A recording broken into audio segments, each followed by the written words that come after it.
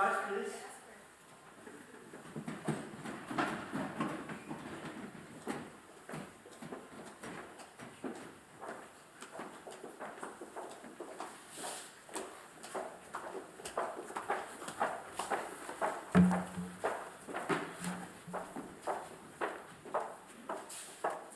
Please be seated.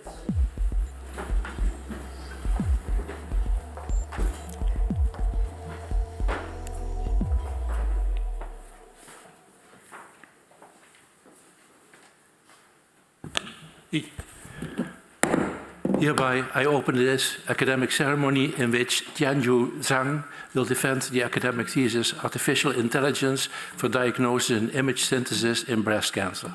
May I invite you to present a summary of your study and the conclusions of your thesis. Thank you. Dear Proctor, dear supervisors, dear committee, friends, family, today I'm truly wonderful to see so many of you here. So in the next 15 minutes, I will present the topic of my PhD, Artificial Intelligence for Diagnosis and Image Synthesis in Breast Cancer. Breast cancer is the most common cancer among women worldwide, accounting for about 22.5% of all new cancer cases and about 15% of cancer deaths globally. Traditional methods for diagnosing and managing breast cancer faces several challenges, including being time-consuming, subject to variability and subjectivity, and prone to false positives and negatives. To address those issues, artificial intelligence has emerged as a transformative approach in breast cancer diagnosis and management. AI has the potential to reduce the workload on doctors. It can also improve the accuracy of diagnosis and holds promise in standardizing the interpretation of imaging results. However, there are some current limitations. Firstly, the performance of AI models heavily relies on high-quality, well-labeled data. Electronic health records remain untapped, with much of their potential yet to be realized. In addition, most AI models are based on single-model imaging, limiting their ability to integrate diverse data sources. In addition, in practice, missing modalities and sequences can pose challenges. Real-world issues such as incomplete MRI scans or unavailable data can negatively impact the performance of AI models. So in the following chapters, we explored and developed models from those aspects. In Chapter 3, I have done this work, radiologic. Digital health data used in diagnostics, patient care, and oncology research continues to accumulate. Most medical information are stored in free text, and the potential of this data remains untapped. So, in this study, we proposed a healthcare model for processing electronic health records and decision-making in breast disease. We collected data from more than 37,000 breast patients from NKI. This study was organized into 3 stages. The first stage was pre-training, which utilized 0.6 million medical records to establish a foundational understanding. The second stage involved increment learning, using 0.2 million radiology reports to enhance the model's domain-specific knowledge. The final stage was fine-tuning, where more than 14,000 labeled data were employed to adapt the model for downstream tasks. Here is the framework. The model is based on BERT. Notably, a medical token cognition module were incorporated to enhance the model's understanding of word attributes. In keeping with the current terminology, such as radiomics and piezomics, we proposed the term rapomics to disturb the process of extracting valuable features from electronic health records and predicting downstream tasks. Here are the results for 3 tasks. For task 1, rapomics feature extraction. Task 2, bias prediction. And task 3, pathological outcome prediction.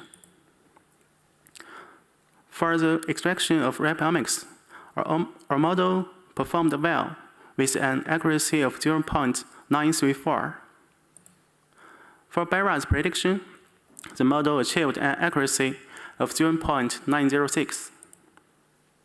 For pathological outcome prediction, the AUC was 0.945.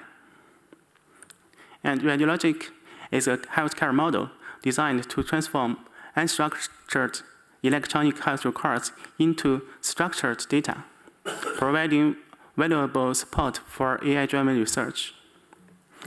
So, okay, let's move on to the next chapter. In chapter 4, we continued exploring the potential of AI in breast cancer by developing AI models based on multimodal data. Breast cancer can be categorized into 4 molecular subtypes: Lumina A, Lumina B, HER2-enriched, and triple-negative, based on receptor expression.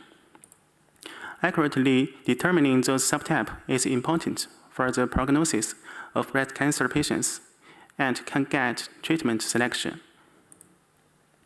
In this study, we developed a multimodal deep learning model based on mammography and ultrasound images to predict the molecular subtypes of breast cancer. And this is the workflow. A total of 3,360 paired data were collected from NKI, with 2,688 used for the training site and 672 for the independent test set. We also conducted a reader study using 168 cases. This is the structure of the model. It's based on attention mechanisms, including both intramodal attention and intermodal attention, which were designed to enhance the model's ability to integrate data from different modalities. Let me share the main findings. For predicting the 4 category molecular subtypes, the model achieved an accuracy of 88.5%. When it came to distinguishing between lumina and non-lumina disease, the model's AUC was 0.929. Comparing our model to 6 radiologists for the 4 category prediction, the model had an accuracy of 84.4%, higher than the reader's accuracy of 72.6%. And in terms of lumina versus non-lumina disease, the sensitivity and specificity were higher than the readers as well. In a follow-up study, we developed a model using multi-parametric 4D breast MRI to predict breast cancer subtypes. We focused on integrating features from various sequences, including T1, DCE, T2, and diffusion-weighted imaging.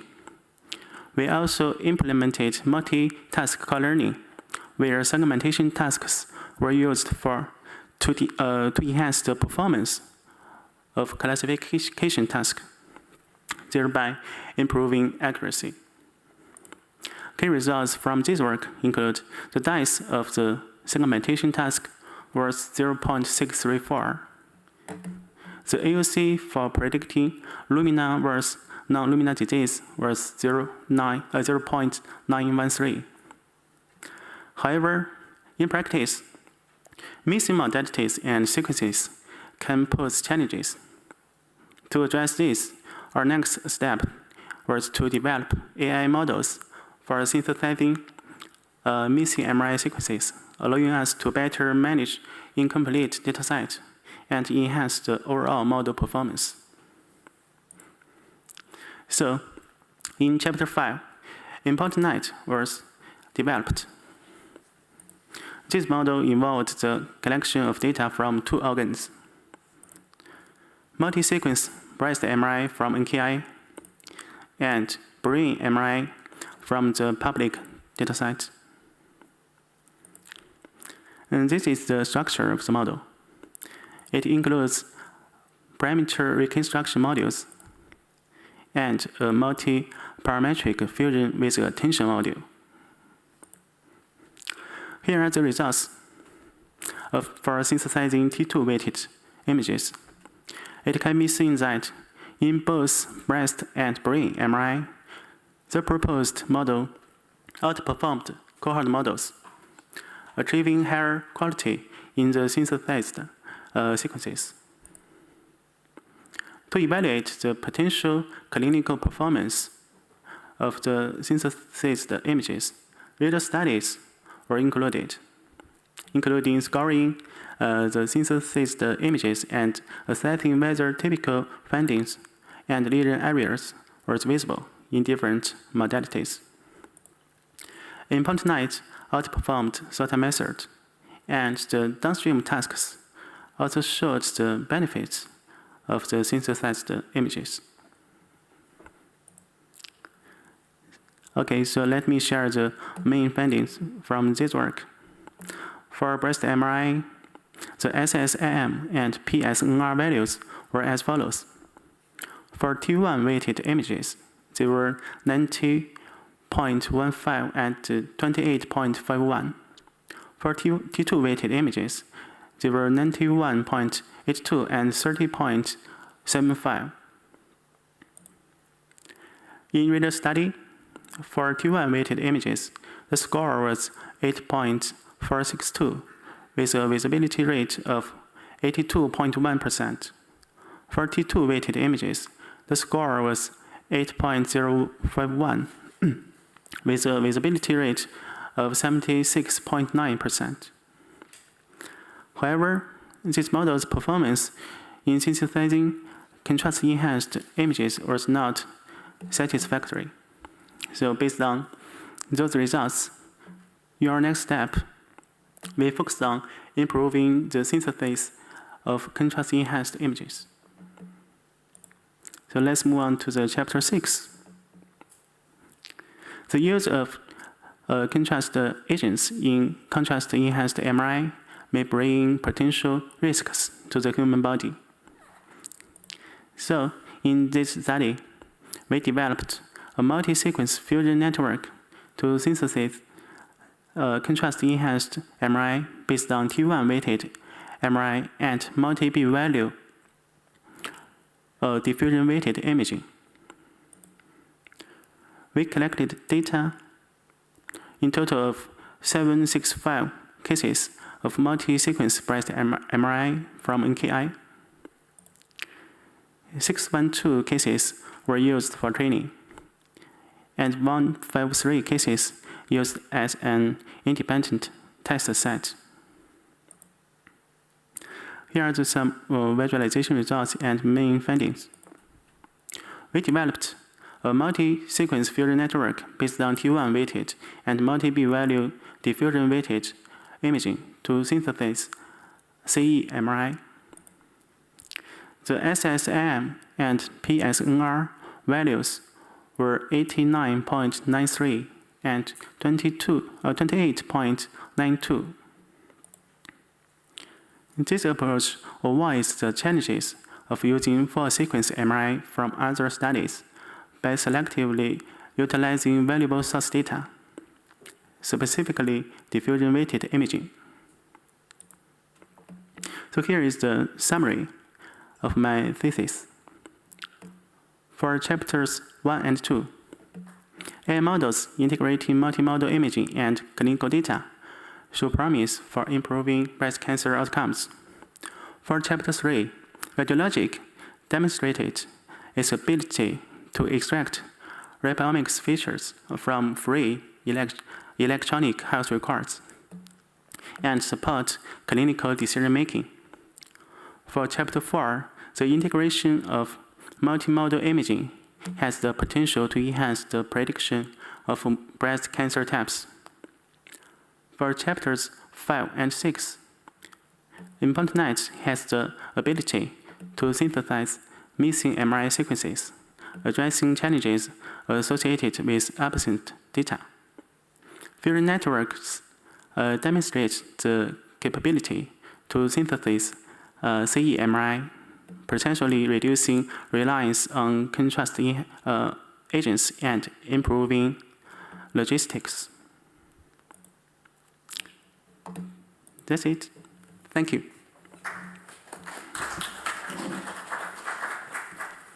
Thank you for your presentation. The opposition will be opened by Professor Dekker, Professor of Clinical Data Science at this university. Thank you, Mr. Prorector. Dear candidate, first of all, congratulations on getting such a nice book together with some very high-end publications and interesting applications.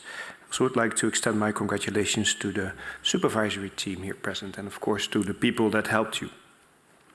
To give you some time, I would first like to ask one of your paronyms to read for us proposition number 2.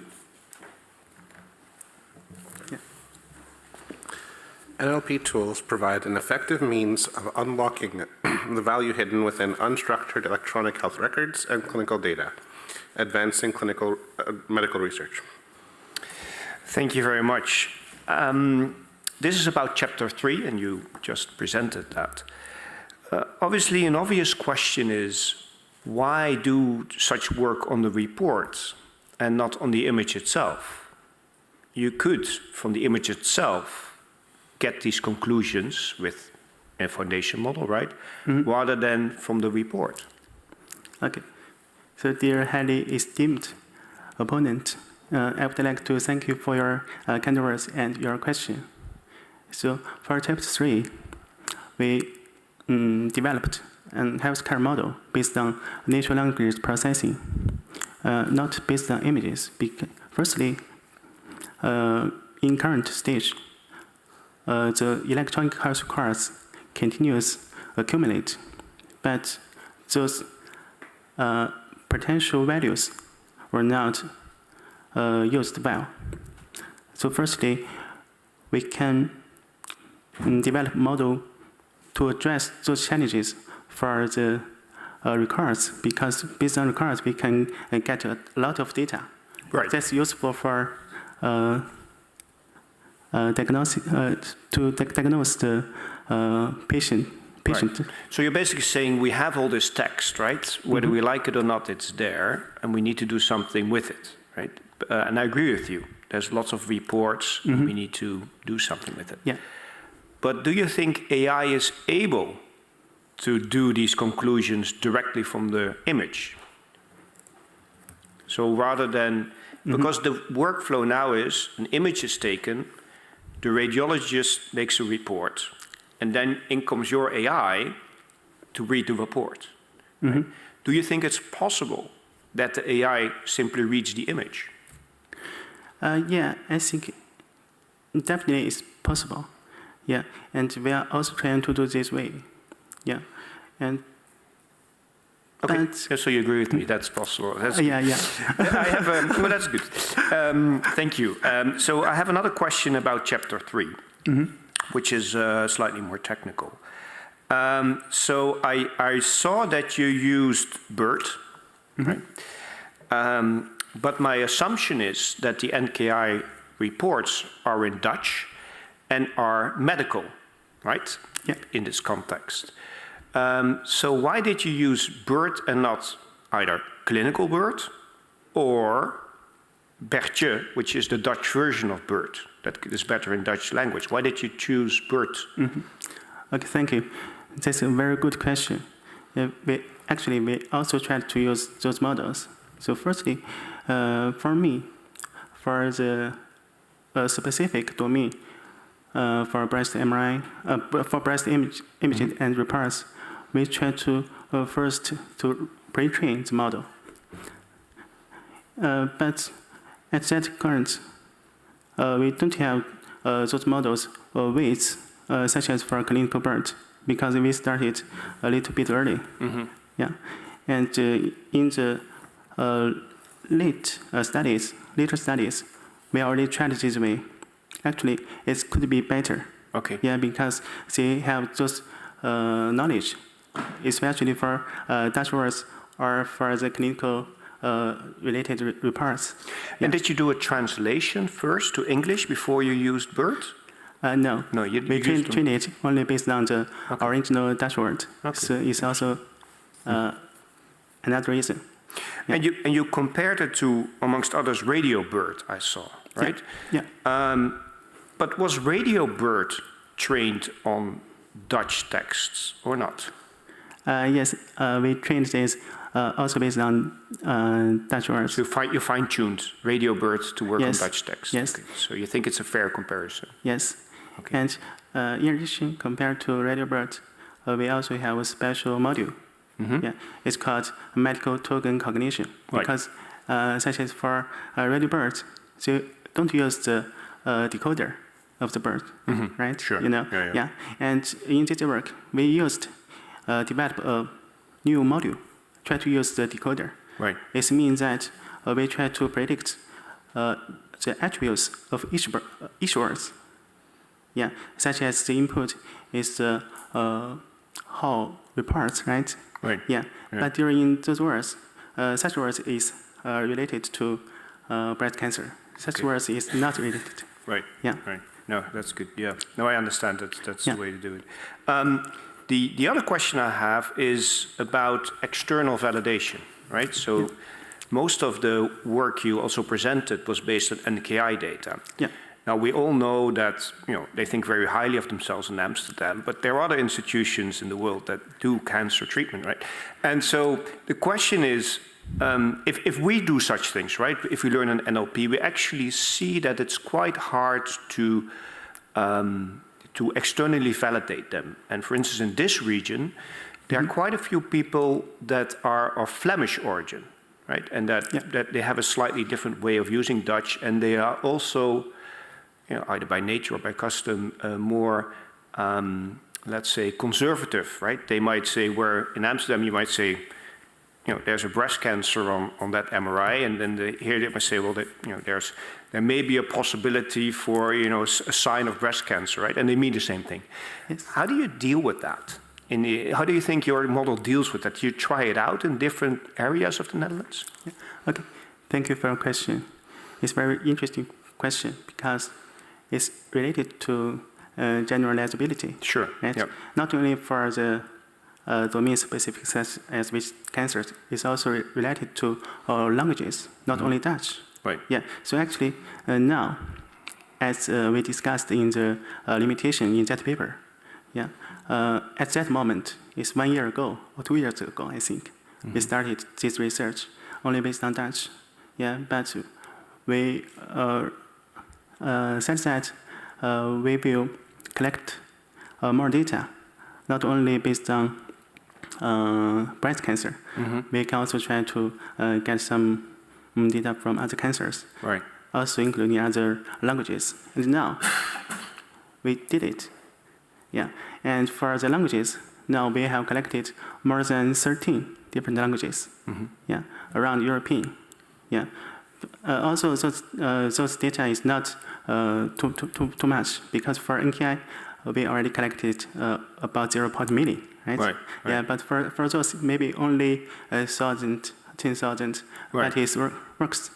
Yeah, and the model, first we can pre-train the model based on the new data sets, and we can handle the new topics. Yeah. Okay. And that was easy enough, you feel? That was easy to do? Sorry? Was it easy to do? Yeah, it's not easy. Okay. Yeah, because we have to discuss with different countries, Right. radiologists, Yeah. and sometimes the language is also a problem. Yeah. Yeah, because we need to check the reports before we pre-trained the model. So that's a lot of manual work, right? Yes. Okay, thank you. Given time, I give the word back to the Pro-Rector. Thank you for your answer. Thank you. Thank you. The opposition will be continued by Dr. Van Nijnaerte, radiologist at Maastricht University Medical Center. Thank you, Pro-Rector.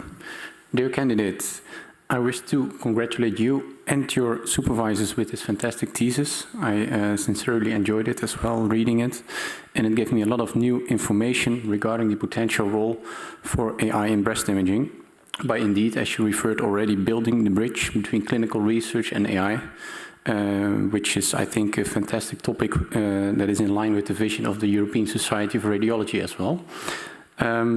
I would like to ask you a question about Chapter 4. In your results section on page 115, you describe perfectly the results regarding to the model that you created, and the most important determinations to consider subtype on mammography. You described for luminal A, it was speculation, luminal B, irregular shape and poorly defined margin, HER2 enriched was calcification, and in triple negative breast cancer it was a regular shape. Were you surprised by having identified these 4 features? Okay, thank you. Dear highly esteemed opponent, I'd like to thank you for your kind words and your question. Yeah, your question is related to 115, right, page? Yeah. About the explainable AI part, right? Correct. Yeah, yes. Okay. So actually, for this, we got these those conclusions based on the feedback from the radiologists. So because firstly, we have to develop a model to predict the molecular subtypes, but we want to try to make it explainable. Yeah, but for me, yeah, you know, my background is computer science. Yeah, I have to discuss those aspects with the radiologists. Yeah, and try to get the ideas for this part. And so I will firstly, for the model, I will make GradCam, to generate the heat map from those images from mammography and ultrasound. Take a look where the model focuses on, and then shows those images to the radiologists. Yeah, and we also check some papers about this topic. Actually, some papers already show that maybe some features like shape, margin is related to specific breast cancer molecular subtypes. So we also show this information to the doctors to ask their ideas for this. So you had indeed a fantastic confirmation with the help of a great team of breast radiologists confirming the findings were in line with that, what would have been expected. Yes. I was curious, were there also reasons that you received from radiologists why they decided to assign a specific breast cancer subtype? I know it's not, it's not in common practice. You also describe it nicely in the terms of the limitations of your discussion. Because if you would have been, then it's not explaining AI anymore, but it can be like teaching AI for the radiologist in future. Yes. Yeah, actually, firstly, for this topic, molecular subtypes of breast cancer, it's not a work for radiologists, right? It's based on pathology results.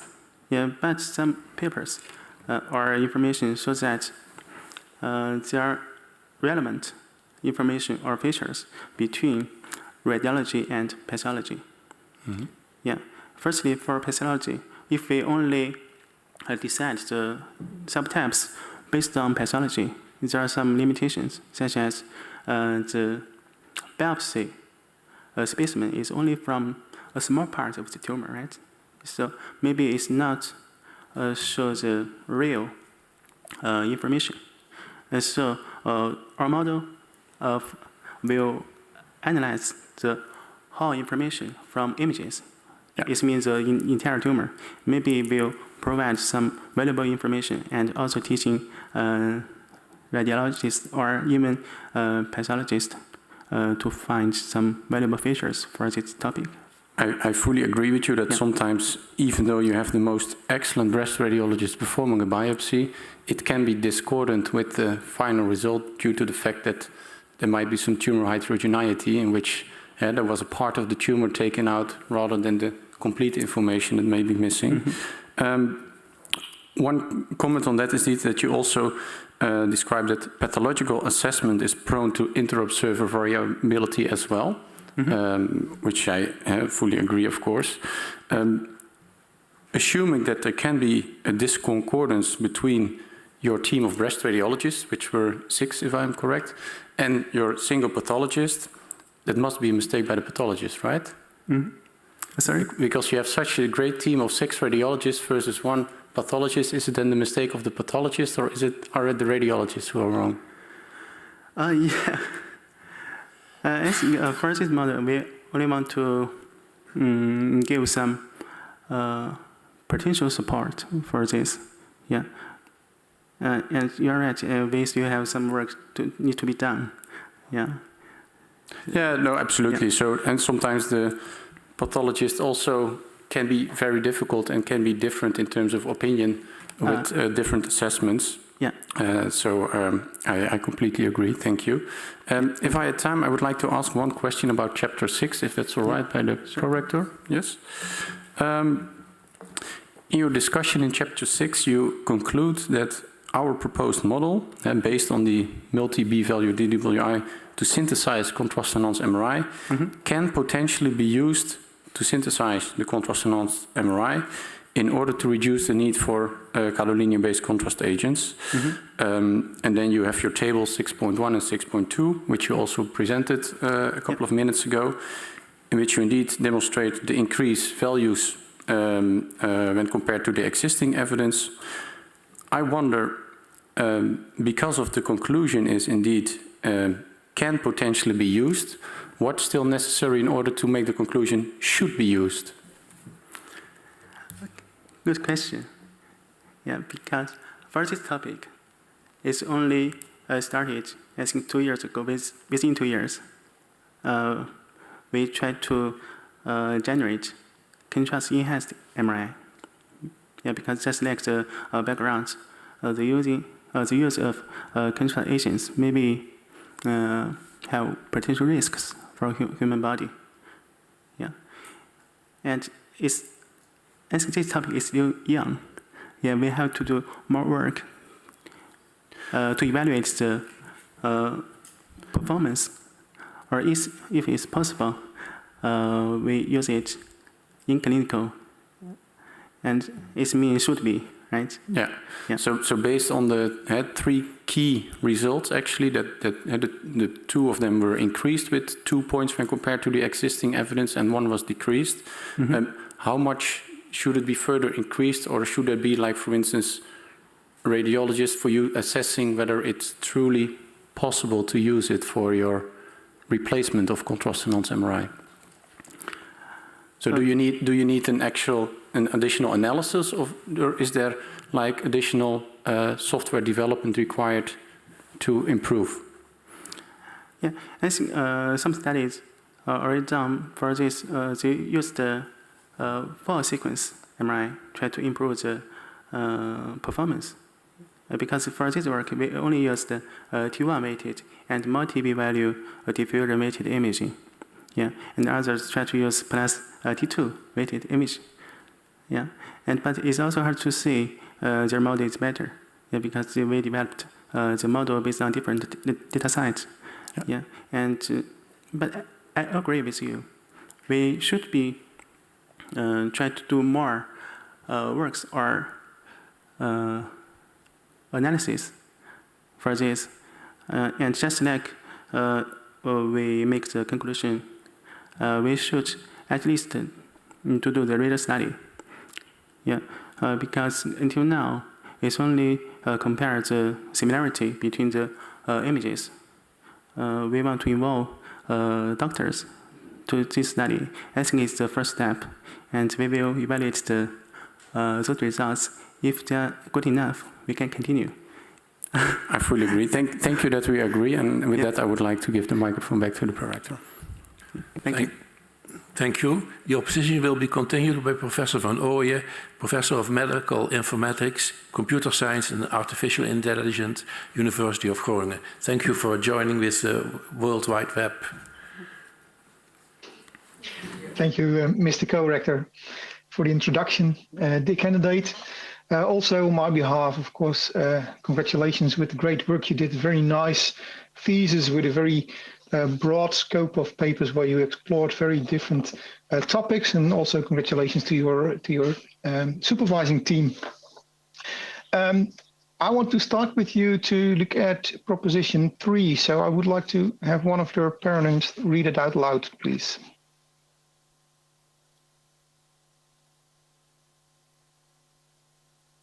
Human radiologists, enabling faster, more consistent, and more accurate diagnostic decisions.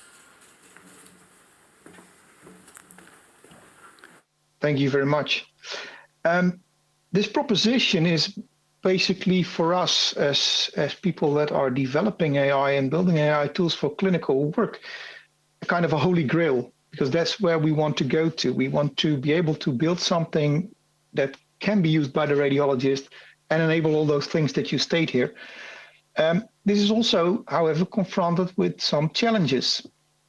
So my first question to you would be, can you please give me an insight in what kind of challenges you see to get to the point that you have those tools available for the radiologist?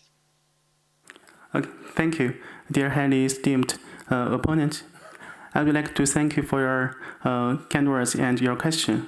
So for the 3, I think we have a lot of challenges before we use the AI models into clinical practice. So I think firstly, it's about now a lot of groups or researchers only developed the models based on a small data set, maybe only based on the data from their hospitals. But those data may be not representative, because such as for machine, we have different scanners, and different scanners can output different quality or resolution images. It's hard to reproduce the results maybe in another data set. And second, I think it also depends on which topics, such as in breast cancer, for the screening. Some studies done very good works, and already of late in clinical trials try to validate those models. I think that one could be possible because for screening we have a lot of data. They also trained the model based on all data.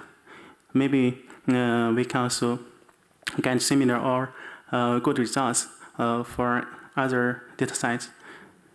And but for other topics, such as what we are doing, what I'm doing maybe, such as for molecular subtypes, we only have a few data. Even for a model, it's already big data set, more than 3,000. But during we develop this model, we try to collect more data from other hospitals.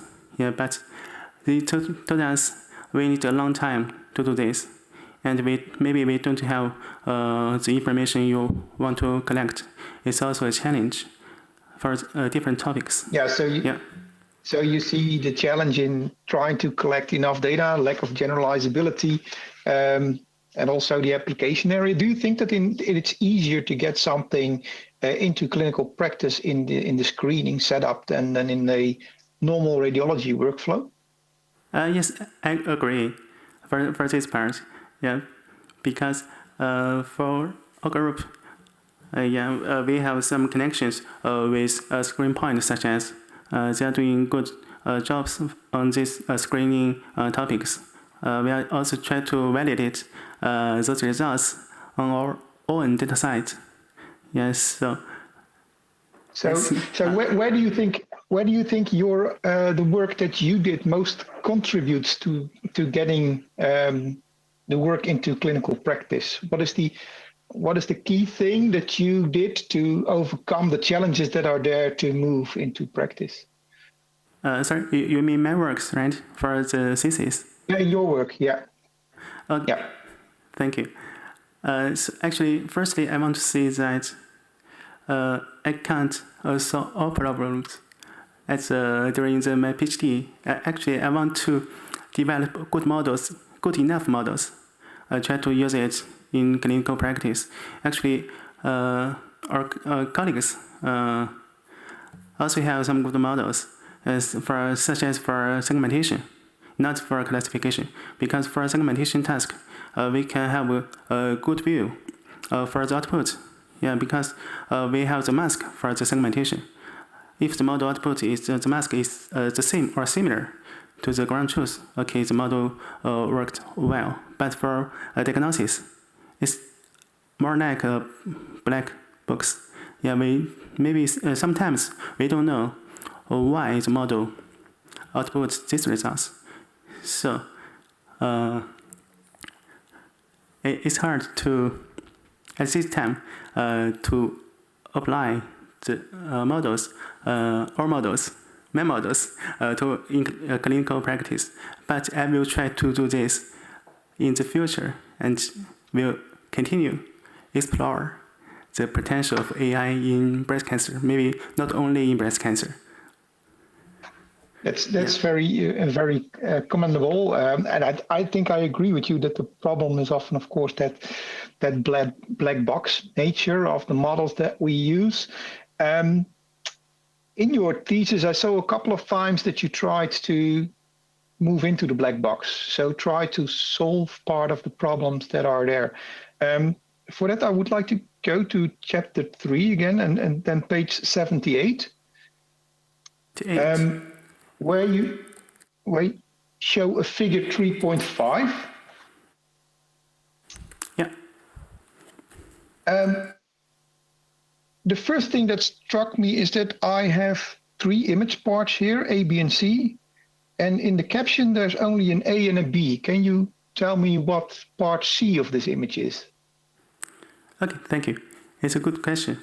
Yeah, because this is the thing I want to try to explain the model's idea, why outputs the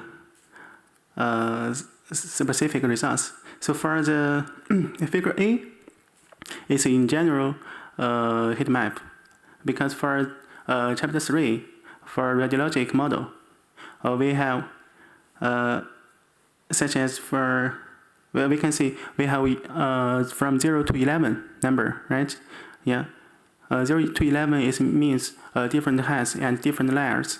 We have 12 different layers and 12 different heights, and we can see each layers or each height, the relationship between the different words. And for B and C, it's only the output of the last layer and the first height, because for this work we used this layer and this height to predict the downstream tasks, or also for the pre-training, such as we have. Yeah. So for in your caption, you say for those B and C, the heat maps of radiological reports, this indicates that the pre-trained model learned the relevance between different words. So I assume it's a little bit small in the print, of course, but on the X and Y axis, there are words, and the column map is supposed to show the connection between those 2 words. Yes. And then I assume that the color bar blue is less relevance between the 2 words and red is a higher relevance. And then you say that it indicates that the model learned relevance between different words. But I basically see blue. I see very few high intensity, so the red parts, I see only very few. So can you explain to me how that relevance is shown in these two figures? Okay, so firstly, for this figure, figure 3.5, A, B, and C is only the output of one repulse, such as the repulse is not same to B and C. So first they have different lines. It means different relationships between words. And such as for B and C, we can find some relations between words, such as for C is pretty small. Yeah, but we can still see the links. In Dutch is left, right? Yeah, and we have the red color. This means the high relation with the words of mammography. This means that the model could know which side of the mammography is the reports focus on, such as for this. And also for B, we can also find some words, but it's a little bit tricky for me because the original reports is Dutch. Yeah, but I have some memory.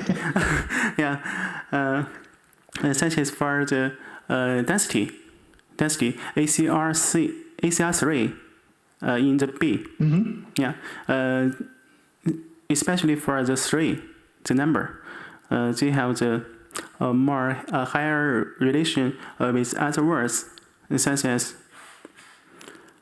the tissue FGT. Yeah, you can see. Yeah. Okay. It's also, thank you. yeah. Thank you for your answers. And I think because of the time, I have to give the word back to the co-rector. Thank you very much. Thank you. The opposition will be continued by Dr. Veldhuis, radiologist at the University Medical Center in Utrecht. You also, thank you for joining via the World Wide Web. It's my pleasure. Thank you, Mr. Prorector, and dear candidate. Congratulations to you and your team on a very impressive thesis. I also really liked the term repomics. We have genomics and proteomics and radiomics, and now we also have reportomics. To me, that makes a lot of sense. I hadn't heard it before, but from your introductory talk, I understood that you came up with this term. So congrats on that. Now that we're discussing chapter 3, for your repomics approach in that chapter, you designed and trained your own NLP model. And you showed that it improved the accuracy of the information extraction from unstructured text. That is an impressive effort, but it's also a lot of work. And while it works for this specific situation, breast imaging and this specific setting, you'd have to do all that work again for other body parts and other diseases. So in the future, don't you think it's easier, maybe even better, to just use an LLM, just use ChatGPT? Why go through all the effort if a large pre-trained generative model exists? And as a side note, you don't have to agree with everything that I say. Okay. Dear highly esteemed opponent, I would like to thank you for your kind words and your question. So for chapter 3, thank you. You recognize the word, the new word of repomics. This word is come from our team. Yeah. Okay. And I think for this part, we can make it better. Yeah. Because until now, the model's name is radiologic. But I agree with you. We maybe not only focus on radiologic, maybe we can also extend it to pathology or others, and also other different cancers and different languages. But I think until now it's possible. Yeah, because we are working on this now. I think in the near future we will have another version. Yeah, version 2, maybe even version 3, and more. Yeah, because this is only the first version, only focused on dashboard and breast cancer and radiology. So maybe in the next version, the name will be changed, maybe not for the radiologic. Yes, right? Yeah, and I mean, you can use a 100 billion parameter model, but of course, your university will not agree if you send everything to ChatGPT, obviously. That's patient data.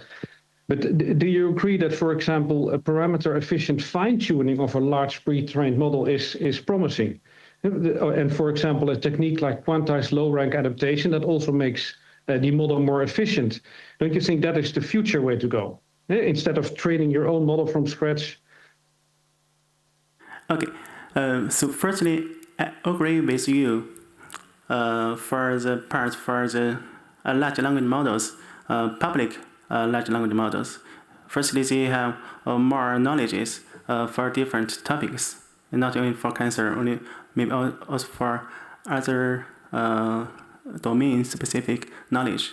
But for this work, for breast cancer, we want to develop a specific model. We can train the model to output what we want. Yeah, and we also want to compare the results with this model to the public large language model. My professor asked me to do this. Yeah, I will do this after this defense. Yeah, and yeah, and I agree with you for this part, but I think we can develop a specific model, and maybe we can also discuss what we want, especially for the output. Yeah, such as because for the large language models, sometimes we will get some really weird output. I think you also know I that. totally agree, and that is actually the point that I also want to discuss. So we can use a large pre-trained model and then do parameter-efficient fine-tuning, but still the problem with AI is that at some point it works well in most cases, but still not in all cases. So there's always a problem with the long tail, with the rare cases where it will make mistakes, or it may make unexpected mistakes. So do you think it's a future approach to always combine multiple models, multiple NLP models that use a different approach, and always use 2 or 3, and when there's discrepancy, for example, use a third or a fourth one? Okay, thank you. So I think for this, the models we have all have this similar issues, similar challenges, right? Yeah, and I think I agree with you. We can focus on some specific things, not to develop the models based on different sites. Because in this way, we can't collect our data or new ideas from others. We only focus on what we are doing. It's not so good. Yeah. Yeah. I agree. So different sites doesn't work. Let's go to chapter 6, because there's a problem that I'm really struggling with in chapter 6. So in chapter 6, you explain the need to generate contrast-enhanced images. In breast MRI, we still need contrast-enhanced images, and to me, your synthetic contrast-enhanced images are sort of a conundrum. So something that I do not understand.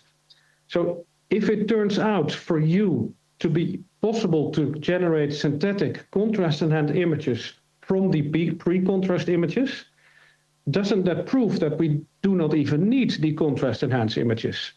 Because you prove that apparently the information that we need to make the diagnosis is already present in the pre-contrast-enhanced T1 and T2 and DWI images. Mm-hmm. Okay, thank you for your question. If I understood correctly, you mean why we develop model to synthesize CMRI, right? Yeah. Yes. Yeah. So firstly, the contrast-enhanced MRI is pretty important, especially for the screening, because contrast-enhanced MRI can show the tumor area. It will be help the doctors to find the tumor. No, I agree. But if your AI can generate a synthetic contrast-enhanced image, that means we don't need to inject contrast. In fact, you prove that the information to detect the tumor is already in the other images. Okay, so For this, some researchers working on similar studies, and their work is that to use not only T1 or pre-weighted imaging, they also use the post-contrast imaging, but only use small dose contrast agents. Yeah, it's also useful or meaningful for this topic. Yeah, because it also can reduce the use of contrast agents. And this work, I think, is better than this, but they still have to use the contrast agents. Yeah, no, Yeah. so and I definitely like your work there, and I really like that you're using DWI, because that provides some of the information that is closer to what we're looking for, the motion of protons, which is like a proxy measure for vascularity. And then my last question, seeing the time, is why did you not include, for example, arterial spin labeling, which is a much more direct measure of getting to the perfusion information that you're actually looking for? Sorry, can you repeat? Is that a technique you're familiar with? It's not clear. Can you repeat it? So you're using DWI, and you show that adding DWI improves the synthetic images. And we understand this because DWI provides some information on motion of protons. So it has a relation to vascularity. But there's other MRI sequences that actually measure vascularity, for example, arterial spin labeling.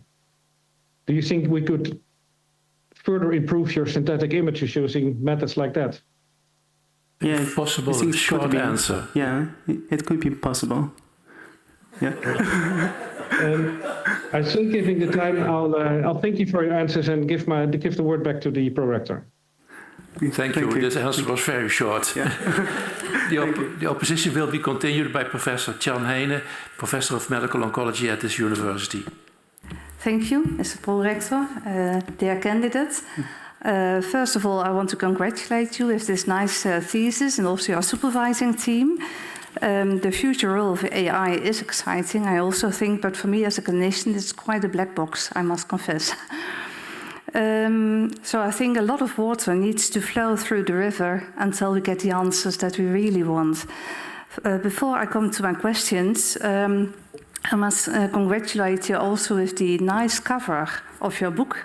Oh, really nice. Thank you. And I was a bit surprised because AI is for me really a difficult number issue, and technical, but this was very nice. Thank you. And the flowers, it was nice, more soft. And I wondered, which region is this when you think of, is it the north where you come from? Or is it the southeast where you studied? Because I think you studied in the southeast of China, I think. And what is the text on the booklet? Because I tried to translate it with two different AI models, Google Translate and another module. And I also tried Chinese or Chinese Mandarin. And I got 4 answers, so I wasn't sure what's in it.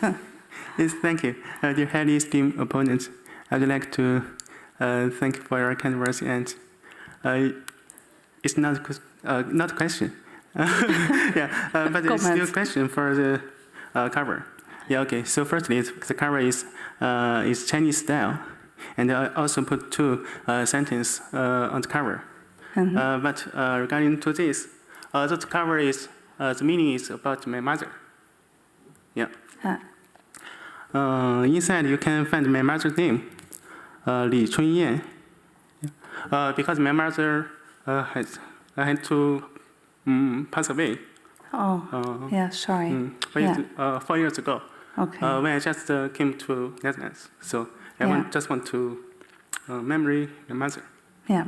And you can also check also a lot subcovers inside, like this. Yeah. It also have some words regarding the sentence. It's also related to my mother. Yeah. Very nice. Sorry, I didn't want to disturb you, but it's really nice, and I think she would be really proud of you to stand here. Yeah. So then I have a technical question. I want to focus also on chapter 4. Chapter 3 and 4 has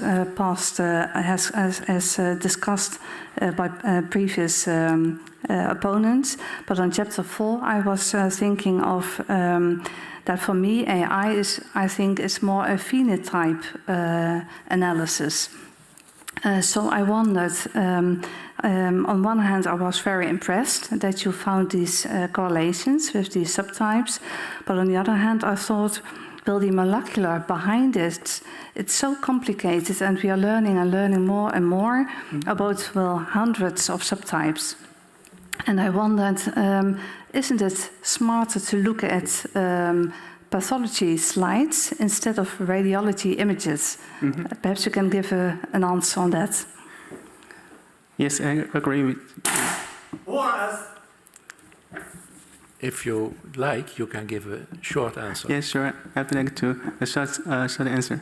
So in the future work, we want to combine the radiology images and pathology images together for this work to improve the accuracy and performance. Okay. Yes. Thank you. Thank you. Thank you. Yeah. Okay, thank you. Tianyu Zhang, the time appointed for defending your thesis has passed. The degree committee will now withdraw to discuss the quality of your thesis and your defense. And I request that you and your company await the results of our deliberations and our return in this room.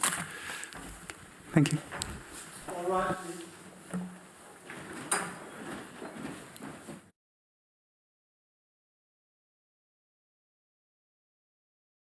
The PhD defense has now ended.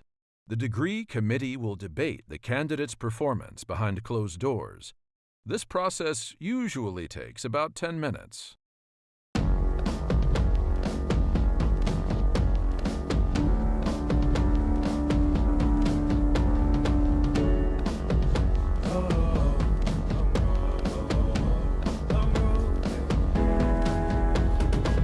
Long road to the south side.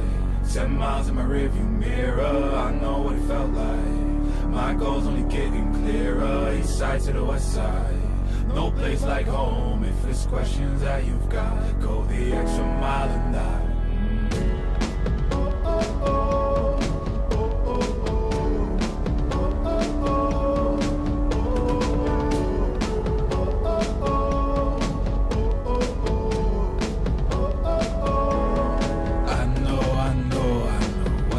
The line, I know you know that I can't read your mind. Years can't fly by now, don't waste all your time. Cause I'll go the extra mile. Long road to the south side, 10 miles in my rearview mirror, I know what it felt like. My goal's only getting clearer, east side to the west side. No place like home, if it's questions that you've got, go the extra mile and die. On the dash, got my laces tied. Long road, I don't waste no time. Break rules because fate decides. With the team and we chase the light. I make a move, fall down, shake it off. I hate to lose, bad branch, break it off. No room for negativity, praise and love. Prepare for deep part cause we're taking off. Take the mileage, traveling so far from home. Gathering knowledge, other connections. I put the time in to get everything I ever hoped for. It's a challenge and we all in. It's a better future that we go for. And even though these nights seem long, I know that I am never on my own. Know you won the battle once you've grown.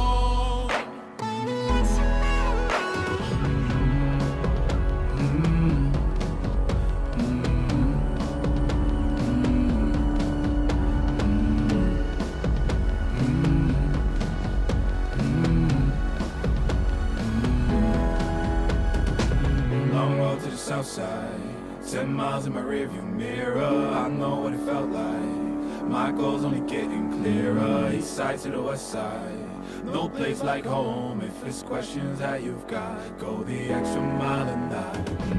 Long road to the south side, 10 miles in my rearview mirror, I know what it felt like. My goal's only getting clearer, east side to the west side. No place like home, if it's questions that you've got, go the extra mile and die.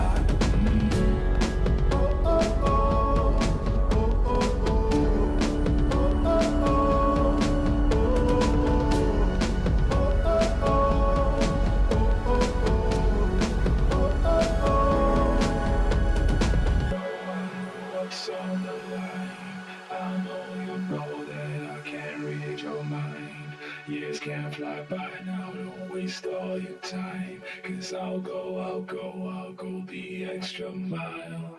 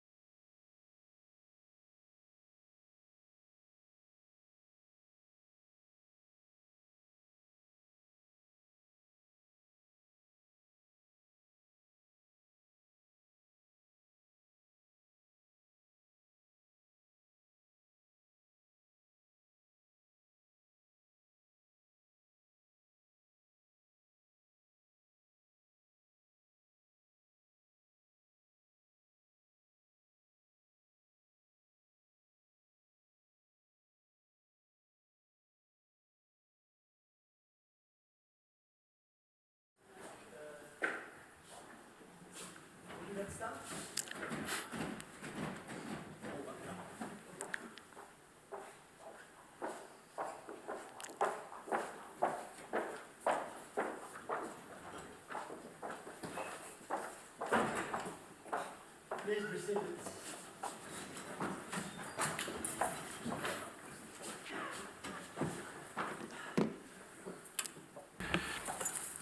Tianyu Zhang, the degree committee here present has assessed the quality of your thesis and your defense.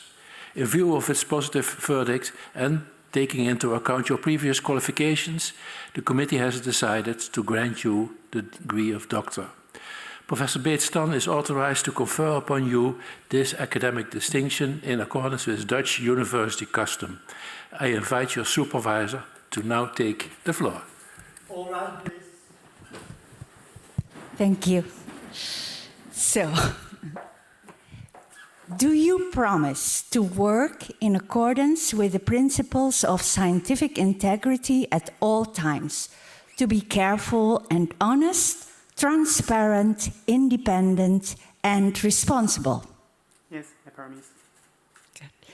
By the authority vested in us by law and in conformity with the decision of the committee here present, I hereby confer upon you, Tianyu Zhang, the degree of doctor and grant you all rights attached by custom and law.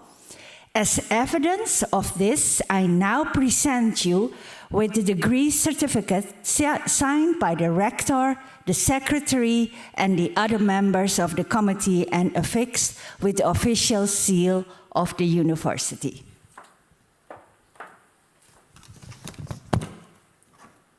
Okay. So, here it is. Congratulations.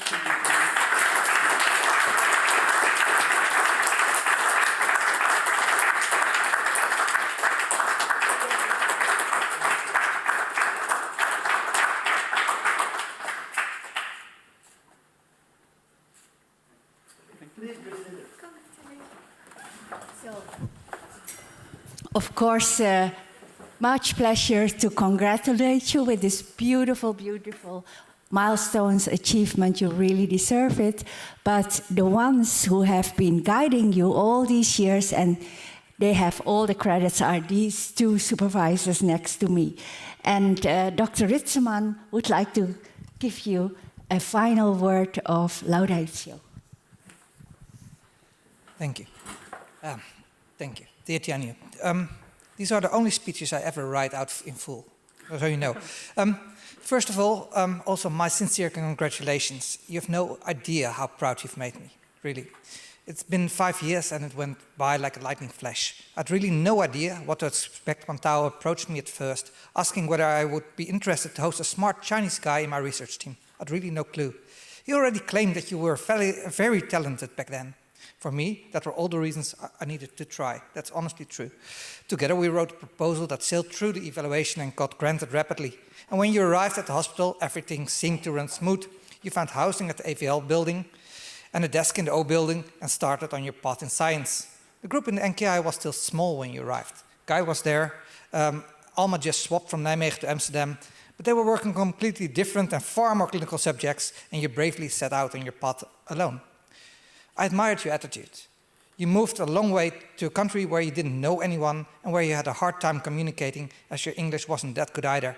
Nonetheless, you seemed always happy, eager and willing to learn. You also did not come entirely alone. Your wife was, in your opinion, around the corner. For those unaware, that's in Frankfurt, Germany, about 5 hours away. Right from the start, our meetings were very effective. You always had PowerPoints full of nice-looking images and graphs to guide me through your thinking processes. I tried to hang on, literally, and in the meantime, also teach you a bit about breast imaging. Just a few months later, COVID hit, and the world changed rather dramatically. These were, for you, particularly hard times. The hospital was closed, Frankfurt out of reach, and your room was a lonely place in a dark winter. And then your mother passed away, and it was impossible to even attend her farewell. I really felt very sorry for you. Nonetheless, you kept on going, always with a bright smile and an unrivaled optimism. Really impressive. A year into your PhD, you got company. The arrival of Louis, Xin, and Yuan really worked out well for you. You formed a strong collective together and bonded in the O building and outside. Our meetings became more extensive, but from then onward, always in groups.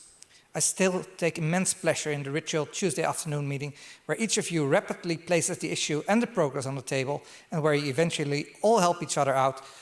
You also embrace the continuous stream of international radiology fellows, adopted them within the group and tapped their potential as research associates and for annotation and reader studies, providing mutual benefit. By then, also your first research output appeared. Your initial work was still quite regular. We didn't even address it because there was a major review. But after that, it became more extravagant. First, you started to work on multimodal subtype prediction, which is still a relatively unique approach, as most studies thus far still focus on single modalities. It's either mammo or ultrasound or MR, but never combined. I really couldn't believe it when you told me subsequently that you wanted to train a language model on the whole EMR of the Netherlands Cancer Institute. And I was even more amazed that you pulled it off, that you were actually allowed to do it. While the tasks performed in your publication of the radiologic are still quite modest, the potential is enormous, and it is beautiful to see the model reappearing in many of the current ongoing studies. You then started to explore breast MR and the potential to create synthetic images. At that time, also completely new, but unfortunately, Meki Cheng from UCSF published a model with similar functionality just a few months earlier.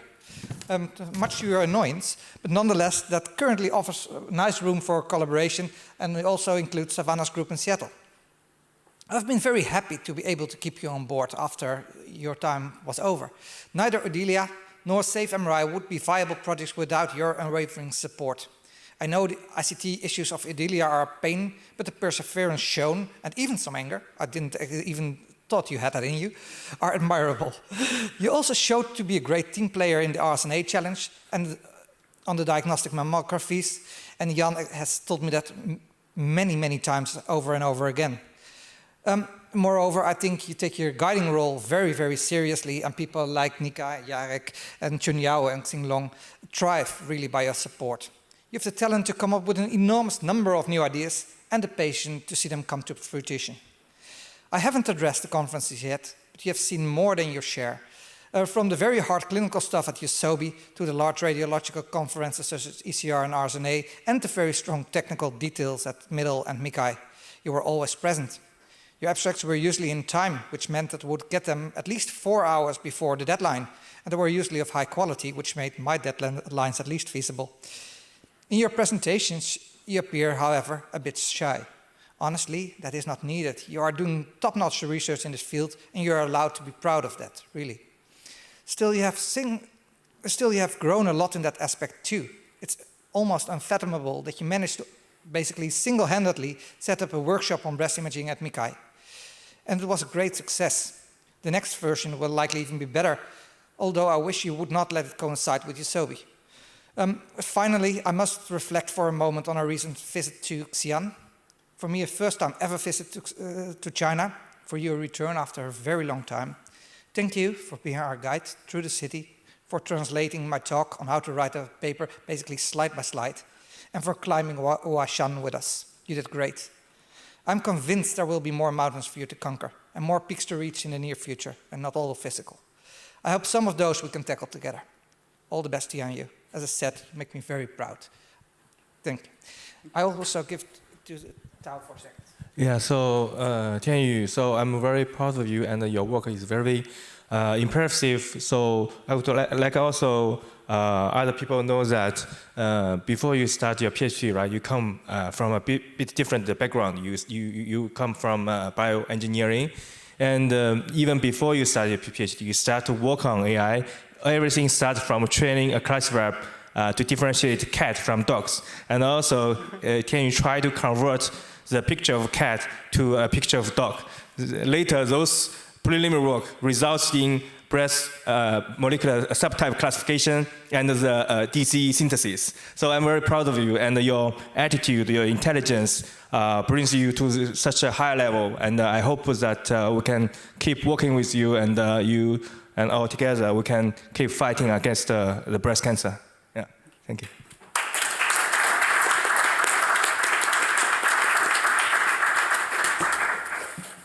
Dear Dr. Zhang, I also want to congratulate you, and I can do that on behalf of the whole university committee, whole University of Maastricht University. And I think you have a great future before you, as you have heard, so I wish you all the best. Before closing this ceremony, I will give the floor to Professor van Ooyen.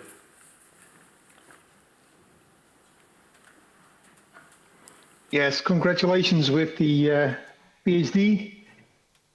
It was a very good defense, very nice to be able to discuss with you. And yeah, I wish I would have been there, but unfortunately that was not possible for me today. But I wish you all the best in the future and hope to see each other again. Thank you. Thank you. Dr. Veldhuis.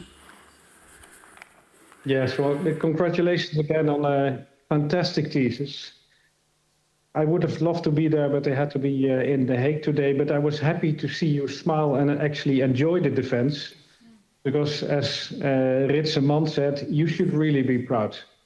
As I wrote to the defense committee, chapter 5 alone of your thesis was almost a thesis on its own. It was enough.